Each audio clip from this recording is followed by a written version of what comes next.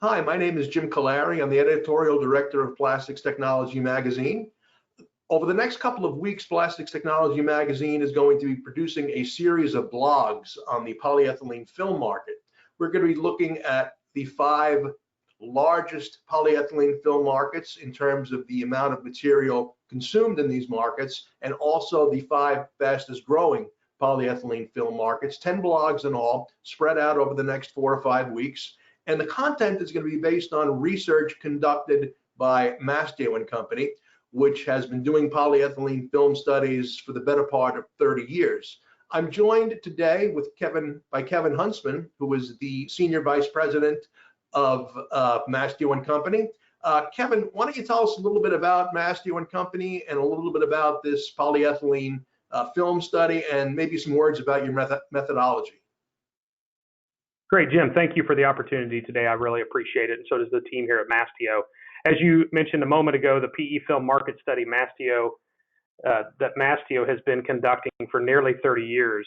Mastio Company has been in business since 1989. So for most of our life, we've been doing this polyethylene film market study. It's something we publish every 2.5 to 3 years, Jim. The most recent version came out in March of 2020, so we've got a relatively new study. This PE film market study is consistently one of the most popular market studies that Mastio produces, Jim. It's not only popular, as you can imagine, with the resin producers, it's also popular with the converters, the equipment manufacturers, resin distributors, and also private equity. They'll use this data to better understand a market, what the number of participants, the growth rate, et cetera. So it's a great tool for companies like that as well.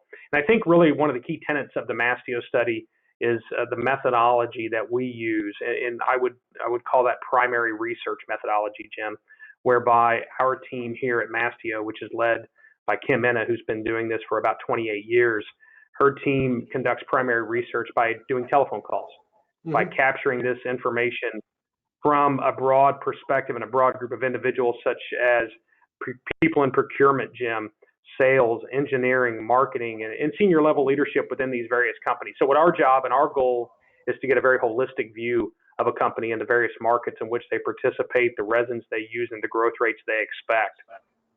So again, data was collected in the latter part of 2019 into the early part of 2020 with the March publish date, Jim. Okay. The blog today is about t-shirt bags, omnipresent, endangered, in some cases vilified. What can you tell me about the results of your study into that market? It's a big market, but it doesn't look like it's a market that's going to be growing much, if at all. No, you nailed it. All those terms and adjectives were a good explanation of this particular market.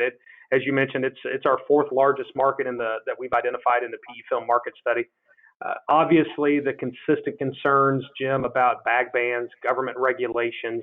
It will be interesting as we're in this COVID era right now. Do some of those regulations get rolled back? Do some of those get changed? What are those fundamental shifts that occur because of the environment in which we exist today? Will be interesting to follow.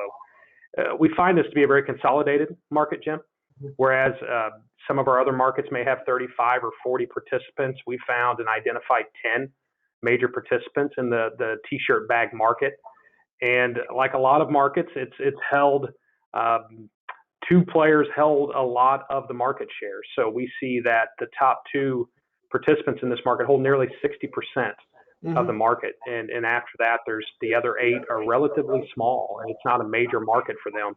And to echo your comment a moment ago, this is a market that we see zero growth to negative growth. Again, this data being collected, say pre-COVID, there's maybe some variability that will occur. I don't think that much. The 2nd largest participant in this market is expecting negative growth. So it will be interesting to follow and see. And obviously, this is a market that gets a lot of press, a lot of feedback and commentary, whether especially in California and others that have banned these bags, and we'll see how that plays out across the rest of the country. Yeah, interesting though that a lot of municipalities and states and local governments that ban these bags have rolled back some of those bans in light of the ongoing pandemic. It'll be interesting to see the extent to which that has staying power, but the data doesn't suggest that you think it will. No, I think it's vilified on an ongoing basis and has been for years. So I can envision some short-term rollbacks, Jim. But I think from a long-term perspective, the visibility of t-shirt bags in the marketplace is not going to change. Right, right. All right, Kevin, thanks for joining us today. I would encourage those who are tuned into this video to read the blog and click onto the Mastio and Company website, which is hyperlinked in the article, and you will get maybe a deeper dive into this market and perhaps find something on the Mastio website you might find interesting. Kevin, appreciate your time. Have a good day. Thank you. Hey, thanks, Jim. Take care. Bye-bye.